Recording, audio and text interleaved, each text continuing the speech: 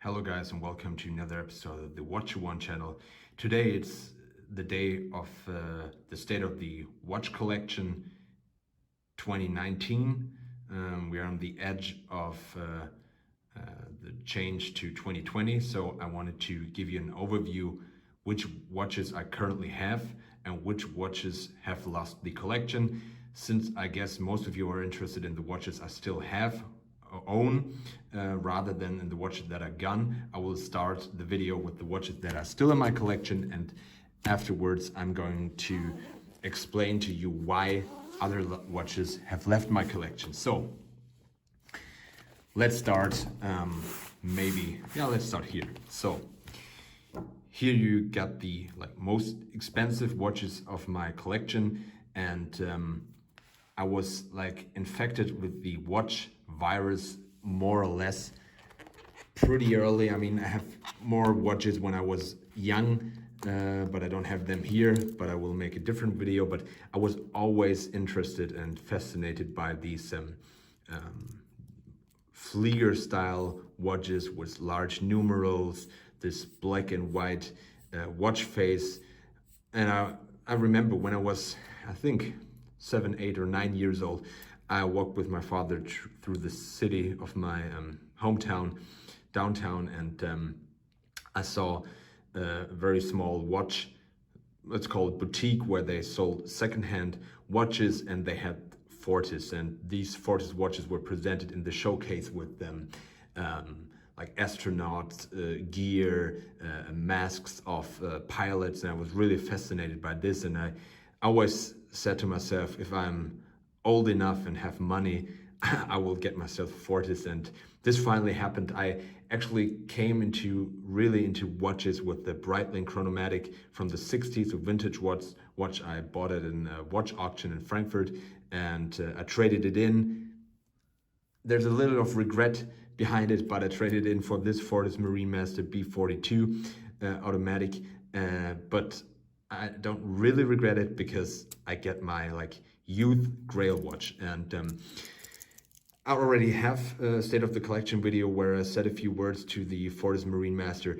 I like this watch. I've almost sold it until I realized how actually great it is. It's very nice. It gives me the feeling that I already have a Flieger in my collection because it's so Flieger-like, the whole looks, but still it's a dive watch.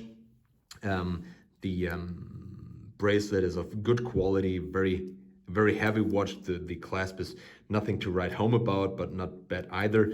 It's I think an underrated brand that deserves more attention, especially if you compare them to Tech. I always end up comparing them to Tech. I mean, with Tech you get pressed metal clasp at a price point of over €1,000. Here you get scissor clasp for a watch, I think, that retails for 1,200, 1,300 euros, but can be bought on the second market for 700, 800 euros. A very actually good quality watch. Also the fact that it has this screwed bracelet, this screwed end links, a little delicate. You can easily overturn these screws. The bezel action, 120 clicks.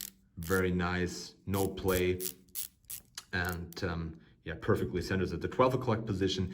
Date functionality, a chunky watch definitely, and not a small watch. I have a 7-inch wrist, but actually a watch that you should consider if you're looking for something unique and maybe a mix of diver and Flieger. So this is the Fortis Marine Master. Yeah, let's move on to the Speedmaster. That actually still is the most expensive watch in my collection, and the watch I've bought after the Fortis Marine Master a couple of years when I earned my own money. I mean, I already earned some money before, but I had a real job, and I was just mesmerized by the Speedmaster, the history behind it. I have a review video, also an unboxing video with the large box you get by buying this one today. And yeah, it's just a classic watch. I think I will never sell it. It's just beautiful, and it's great on the bracelet. Even though the bracelet lacks a little bit of like fine-tuning abilities to really fit it to your wrist perfectly, but it is a really strap monster, and I really like wearing it on this vintage leather strap. I really like the look. So a great watch. And if you're looking for like a big brand, something with history, an iconic watch, you can't go wrong with a Speedmaster. Still, they increased in price from I think 2,500 euros 8 years ago. Now they're selling for 4,600, I guess, and still they could sell it for more than that. Especially if you look at Rolex. I mean, it's a Rolex hype out there. I'm not like I wouldn't encourage Omega to like go with Rolex and rise prices again, but I think these could easily sell for above 5,000 euros. This is what I think. So I really like this watch. Then I have to look whether I'm still in line with the chronology. I think the next big buy was this Sinn. Actually, it was a more or less impulse buy. Actually, I wanted to have a Tudor Black Bay heritage, this one with the black bezel, the dive watch. I was always lusting after it, actually after the blue bezel version, and then I saw the black one with the red dot on the 12 o'clock position, but somehow I had to wait a couple of weeks or months for it in summer this year, and I thought, well, maybe I can save some money and get something else. And then I was really fascinated by the Sinn. Of course, it's almost brightly never timer with Sinn on it. There is a history behind it. When Sinn bought some rights from Breitling regarding the design, when Breitling went under bankruptcy, and then they produced the Sinn 903, and with different movements, with Lemania movement and so on and so forth. You can look that up on the Sinn website, which is actually pretty nice. And I bought this one with the leather strap, and then I contacted Sinn, very nice customer support, and bought the metal bracelet that is also really nice. And I don't regret buying this watch. I really like this subtle blue hue on the dial. It actually looks more intense on the video than it is in real life, and it's just great.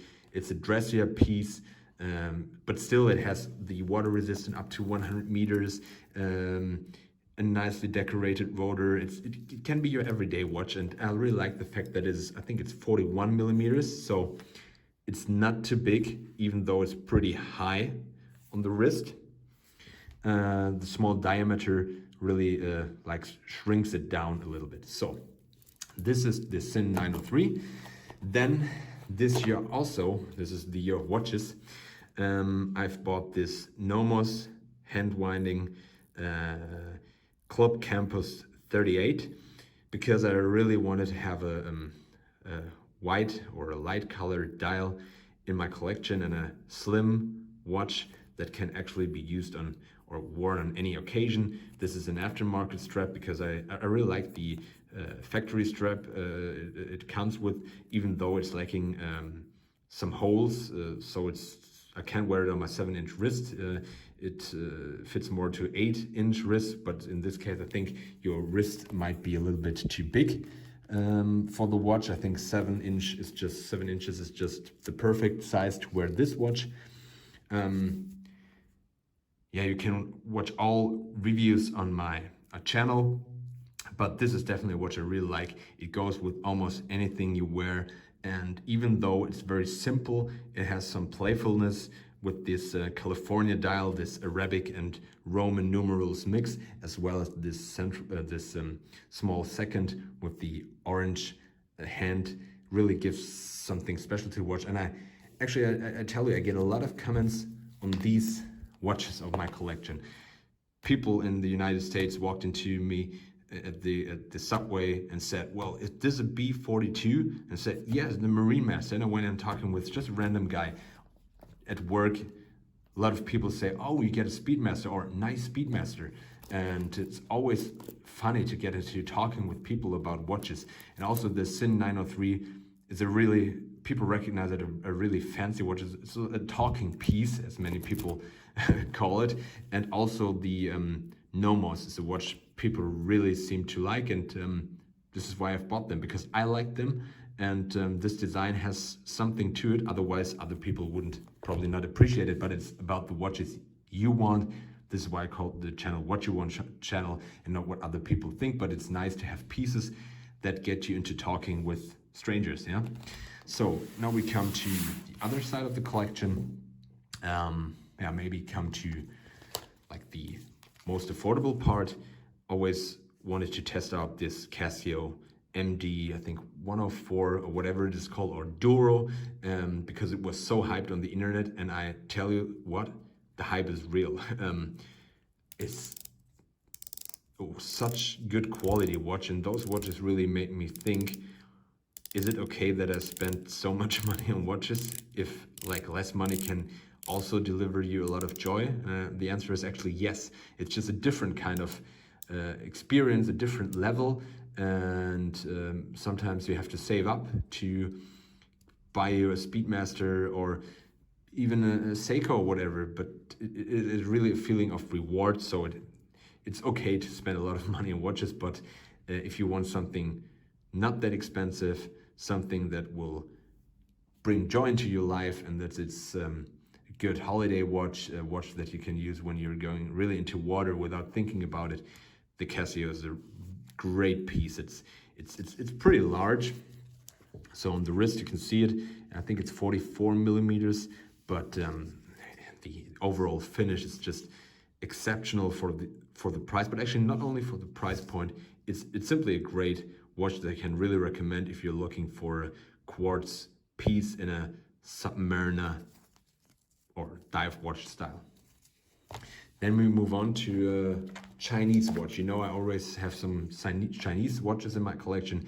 This Corget is a Black Bay Homage. I mean, it's almost 100%. I mean, the Tudor Black Bay, except for the date window, which you only have with the steel bezel Black Bay, and the bezel inlay that's very shiny. It's a perfect Christmas watch. You know, it looks like those colors you can see during Christmas. And the other difference probably is they don't have a rose logo, and but apart from this, very similar to the ETA version of the Black Bay. But I was really impressed by the quality. Still, the 90 click bezel is a little bit strange, but the operation is just fine. I mean, regarding the price point, nothing really to complain. The lume is okay, but I don't care about the lume. If I spent like under 100 bucks for a watch, I mean, for this Chinese watch, I don't expect much, but it was just great, and I must say I really like it. And this watch really makes me think whether I should get the Black Bay or not. So if we're talking about future investments or like future watch buys, definitely the Tudor Black Bay with the burgundy bezel is something I'm considering, simply because this red adds something new to the collection, and I really like this gilt and red color combo. You can see it with this nature that is almost also a gilt or a sand tone. It really fits nicely and it wears great. I really like the design and the simplicity. So a watch I can really recommend. Then we're going to a watch that I've bought twice. If you're watching my channel regularly, you will know that I bought this SKX the first time in Dubai at the airport, and I sold it because I thought, okay, you already have too many dive watches. But then I regretted it. I really was a victim of the hype, like FOMO, fear of missing out. I have to admit that. Don't do that. I did it, and I thought, oh, end of production, I had to get one. And somehow I'm a little bit ambivalent because I'm having this Steinhart 39 GMT. Probably there are too similar these watches if you look at the dial and everything, but still this maxi dots, and it's an easy to wear watch. It's a classic, and I simply like it. I like it. I can tell you why it has this typical Seiko issues with the alignment, and the bezel action is just like average, nothing to write home about. But overall, it's a very classic look, and I really want to have a Seiko in my collection. I don't know why, probably because of the whole in-house thing going on and the history behind this special watch. I simply want to have a Seiko in my collection, and if I would sell this watch, I would probably get the, if we're talking about future watch buys, the SPB 103J, the Seiko Sumo, the new one with the green dial and bezel. This is a watch that I'm still considering. So if I get the Sumo, probably I will get rid of the SKX007. Simply, it's going to be too many divers in my collection. This is what I think, but yeah. And last but not least, my latest acquisition, the Steinhart Ocean 39 GMT 500. I always forget those names, but it's easy because the entire name is printed on the dial. This is a watch I'm almost also an impulse buy, because actually I was looking for the Seiko SPB 103J. I couldn't get it, and then I thought, okay, well, maybe I should get something at the same price point, but probably with better, let's say, specs. It's pretty controversial, but this has GMT, the GMT function. It is 500-meter water resistant. It has this like decorated movement. I know it's not in-house, but it's nice. And overall, I must say I'm really happy with this watch, and the 39 millimeters is just, it's great. It fits to this blue-green sweater I'm wearing, but it also fits great during work if I'm wearing a shirt, and the bracelet is very comfortable. It's not too heavy, this watch, and Steinhart really made something on their own, even though it's a GMT master inspired design. Definitely that is, no doubt about it. It's something on their own with those